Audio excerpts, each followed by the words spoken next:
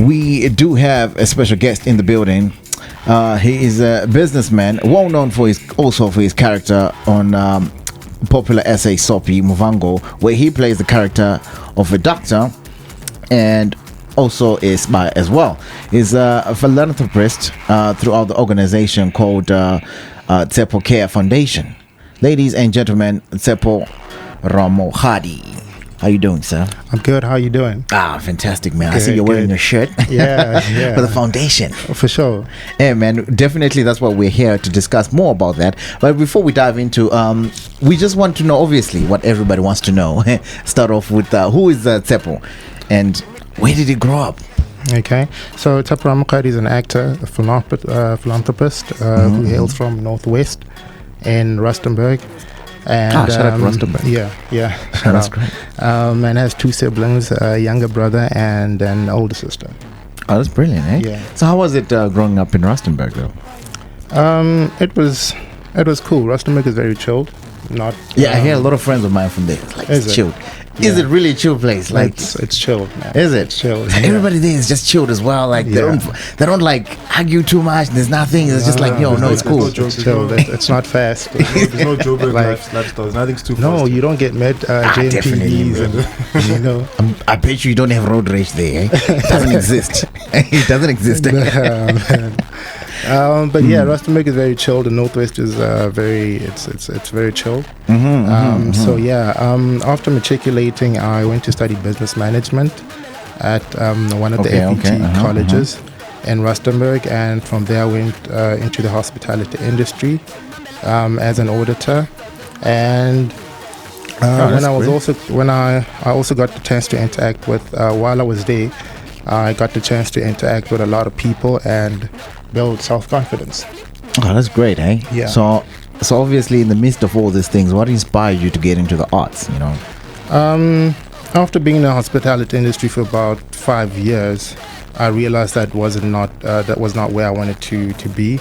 I love TV. TV, but at the same time, I was shy then. Oh, okay. I then moved to Johannesburg to pursue my dreams in becoming an actor. Gold. Yeah, where everyone comes to do it. Yeah. So while I was here, I realized that there were so many youth that I shared the same passion with, and I realized that I wouldn't make it in the jungle without the guidance and without God. So obviously, at first, you had no guidance. Yeah, I didn't. It was just I a do or die. remember when I moved. The first time when I moved here, I signed with an agency that just ripped me off. And that happens a lot. I hear those kind of things. Now that you've mentioned the agency ripping you off, I want to bring in the question with regards to your confidence in going into acting, because obviously you're coming from a hospitality industry where your face or your personality was not so much important, it was so much your work. Now you're going into industry where confidence and your persona was necessary, was more important. Where did the confidence come in, especially if an agency had to rip you off from coming fresh from Rustenburg, joining an agency, new experience? Where did you learn to build yourself? Where did you get? What happened was I signed with the first agency, and I think 2 agencies ripped me off. One time while I was watching Scheme Sun, after when the soap finishes, they present everything. So that's when I saw one of the agencies that worked with that did casting. Yes, exactly. And I took down all their details. Well, I took down the name of the agency and searched them out on Google, and I gave them a call. So after that, I went to sign with the agency, and from there they took me for workshops. So, okay. Oh man, hey, it's actually quite that you mentioned that you actually waited for Scheme Sum to finish the credit roll, man. That's something to look out for. I wouldn't have done that. Nobody looks at it. Whenever the credits come, everybody leaves the room and goes. I'm late for this thing, or the dinner is cooking or something. So at a later stage, I then heard about the DNA classes at Joburg Theatre. That's when I went to audition, and DNA being the modeling agency, I'm assuming, or the DNA, the casting agency. The one Lovu Acting Academy.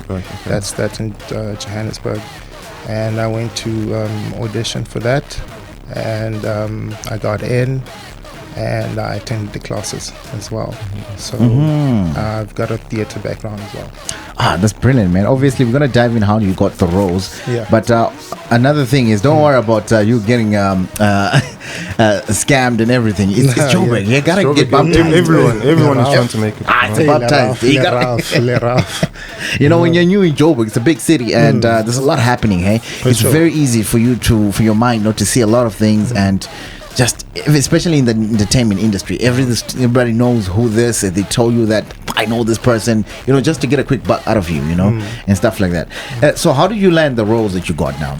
So going back, I made a promise to that I realized that I wouldn't make it without God, and that's when I made a promise to God that God blessed me with a role in a popular drama series, and I'll do something to glorify your name. So a year after that prayer, that's when I landed the role as a doctor in Movango. Yeah, hey, that's a long shot. That's After a big a year. shot. It's a big shot after After a year of start praying, you've had. man. Yeah. You know you're strong. This guy is strong, guys. You're the one. Definitely, you gotta tell us more about. Obviously, as we dive into the foundation, the Ramokgad is it Ramokgad or is it Tshepo Care Foundation? No, it's Ramokgad Care Foundation. Oh, it's Ramokgad Care Foundation. Yeah. Okay, yeah, man. So obviously, that's when you got all these roles, and obviously afterwards the prayer, hence the prayer. Correct. And you decided to start this Care Foundation, which helps. How do you help? The upcoming actors or anyone who wants to get into arts or what? Okay. Through the organization or just as an individual? Both. Well, with the organization was established in 2017 with the main objective to see that every child attains the right to survival, protection and development, and this is achieved through working with communities. So because the thing is, most of the time I'm in Rustenburg, I'm in the Northwest actually. The thing with Northwest is there's no arts classes, you know, so it's very difficult for us to pursue something like we'll do acting classes in the Northwest and so forth, because most production companies require you to stay in Johannesburg or Gauteng. Yes. So yes, exactly. we're not focused in acting and assisting youth in acting. Oh, okay. Oh no, that's brilliant. Hey, so obviously, what are some of the key roles that someone needs to obviously apply for the? How do they get in touch with the Ramokgad, and what's the process like once they, you got them? This is how you help them, and then you take them besides the classes and stuff. Okay, with the Ramokgad Care Foundation, I just need to. Okay, well, can you just kind of repeat that? With regards to your talent, talent searching. Obviously, you need to search talent and then put that talent through a specific process. How do you go on in terms of scouting the talent? What's your process in the agency with regards to getting them into acting roles and whatnot? Yeah. With the agency? With the agency, with your foundation. No, like I say, we're not focused in the arts. Yeah. All right. We're more focused in education. Okay. Yes. Yes. Oh, that's brilliant, hey. Obviously, you are the you're the founder and chairperson of your foundation, and it was established in 2017. How did you establish working relationships that you have had with the number of the companies that you had, and the NPOs that you have worked with? Okay. Well, everything has a beginning, and so is Ramokgad Care Foundation. And I believe the beginning of the foundation was God. Hence, I presented the foundation to God before registering it. Secondly, I believe in the foundation. I believe in the work that I'm doing, and to assist our communities. Thirdly, my work speaks for me, and my stakeholders and individuals that assist the foundation sees that. Also, it all goes down to business. I believe at the end of the day, what's in it for you. So, for instance, if I come to you guys and say, "But God, I need you guys to assist the foundation with donating Bugard clothes to an orphanage or youth in an informal settlement. Before approaching you guys, I need to know what's in it for Bugard. Exactly. You understand? Yeah. What will you guys benefit from that?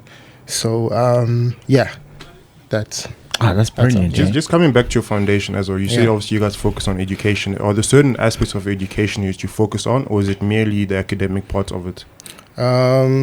It's academic. In 2018, we established an aftercare school program at a school just about 5 minutes drive away from where the Marikana massacre happened back in 2012, where we're assisting the grade 8 and grade 9 learners with mathematics and physical science. And we've got some stakeholders that have also joined in and assisted the course. Brilliant, man. I love this. I love what you're doing and the work that you just applying. And what are some of the challenges and accomplishments that your organization, that you're most proud of in the challenges that you have faced?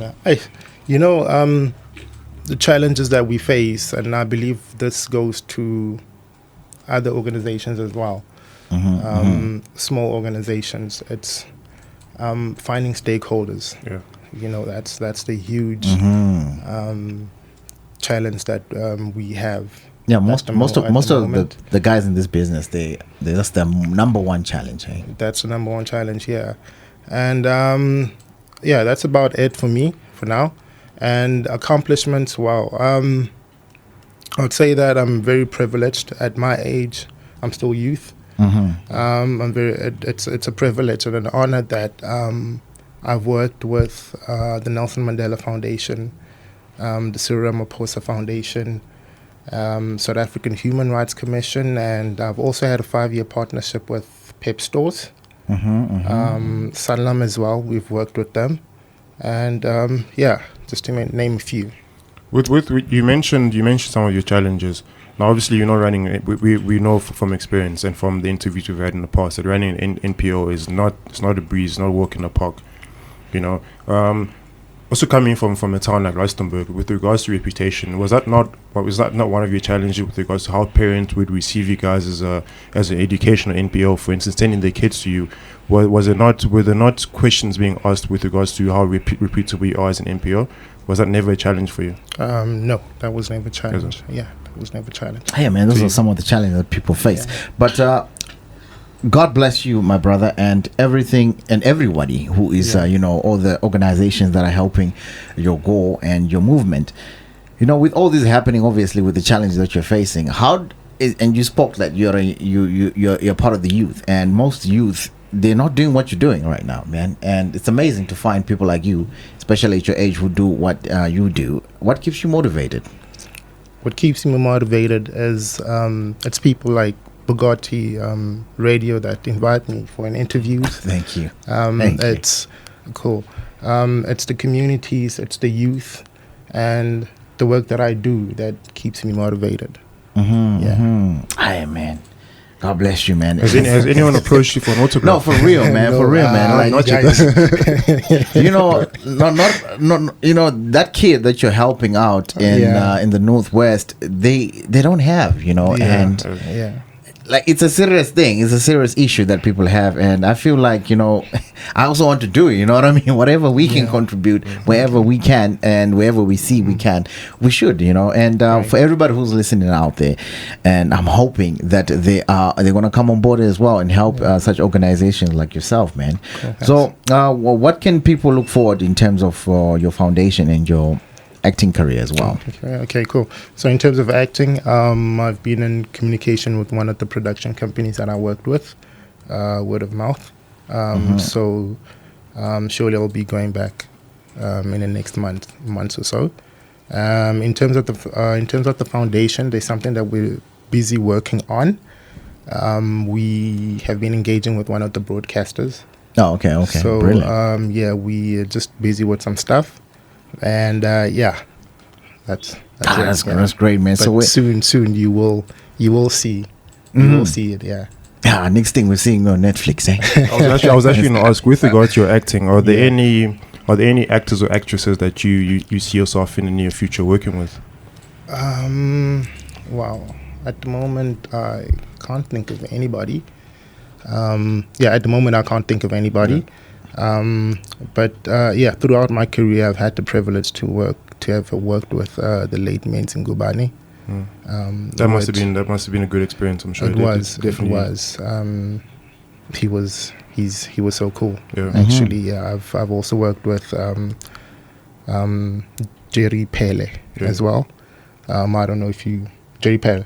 Yeah, we know him. Yeah. So it was good. It was really cool. Jerry Pele, just to correct me if I'm wrong, he is the guy from Velapi, if I'm not mistaken. Yeah. Correct. Yeah. No, I can definitely see his face. So you've clearly worked with some legends of the industry. You know, we had an interview yesterday where people from the industry expressed how difficult it is as a newcomer coming into in the industry, and how you get sidelined by some of the more experienced people. But obviously, from your word, we get a sense that you've been received with open arms in the industry. It's not as difficult as some paint it to be. Yeah, well, I would say it's a little bit difficult. Again, it goes on which agency you're with. Yeah. All right. So if you sign with a well-established, well-known agency, things become a lot smoother. For you. Mm-hmm. And Hey, man. So how was life before and after the obviously Muvango? I was asking if he's getting any autographs, any photo requests. So what happened was, are you able to walk in town just randomly? It's just but we'll come to that. Mm-hmm. So what happened was, for me to actually exit Muvango was I got mugged.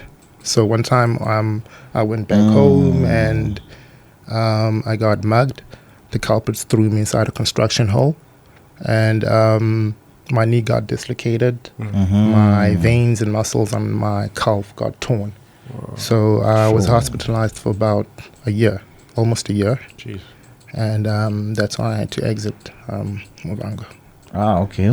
So the fame doesn't come with all the high and glamour that we think it does. It doesn't. There some side repercussions that come with it. No. Sometime I was back home in Rustenburg, and some girl was walking on the other side of the road with his boyfriend, and she just waved and started shouting, and it was very awkward. It was very awkward. There's always an awkward moment when people know you, man. No, that's very great, man. Thank you for your time. It's just that we're running out of time. Where can people get in touch with you, especially the foundation? Especially the foundation, you can get us through Facebook.